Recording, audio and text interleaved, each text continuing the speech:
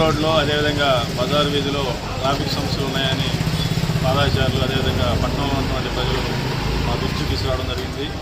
దీనికి సంబంధించి స్పందించిన ఎస్పీ సారు 2 ద్విచక్ర వాహనాలు కూడా గ్లూకోర్స్ ఇవ్వడం జరిగింది కొత్తవి. వాటితో సహాయంతో ఈరోజు మెయిన్ రోడ్డు అదేవిధంగా బజార్ వీధిలో ఎవరైతే షాప్కి ముందు ఎంక్రోచ్మెంట్ చేసి రోడ్ని 2 వీలర్స్కి నడిచే వాళ్ళకి ఇబ్బంది కలిగిస్తున్నారో వారి మీద స్పెషల్ డ్రైవ్ చేయడం జరుగుతుంది. వారి మీద కూడా కేసులు నమోదు చేయడం జరుగుతుంది మొట్టమొదటిగా. అదేవిధంగా తదుపరి కూడా అదేవిధంగా వాళ్ళు రాబోయే రోజుల్లో కూడా అదేవిధంగా కనుక చేస్తే ఆ యొక్క ఏదైతే సరుకులు బయట పెట్టారో వాటన్నింటినీ కూడా సీజ్ చేసి కోర్టుకు పెట్టడం జరుగుతుంది. కాబట్టి దయచేసి వ్యాపారస్తులందరికీ బజార్ వీధిలో ఉన్నటువంటి వారికి కూడా విజ్ఞప్తి ఏంటంటే మీ షాపులకి ఎట్లా ప్రజలు వస్తారు, ఇక్కడ దాన్ని మీరు ముందుకు పెట్టి దాన్ని షోగా పెట్టాల్సిన అవసరం లేదు.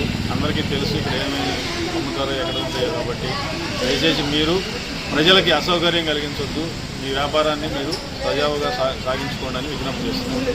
అదేవిధంగా ద్విచక్ర వాహనాల మీద ట్రిపుల్ రైడింగు, సైలెన్సర్లు సౌండ్ పెట్టుకుని వెళ్ళే వారికి కూడా హెచ్చరిక ఏంటంటే ఆ విధంగా చేసే వారి మీద కూడా కేసులు నమోదు చేస్తున్నాం.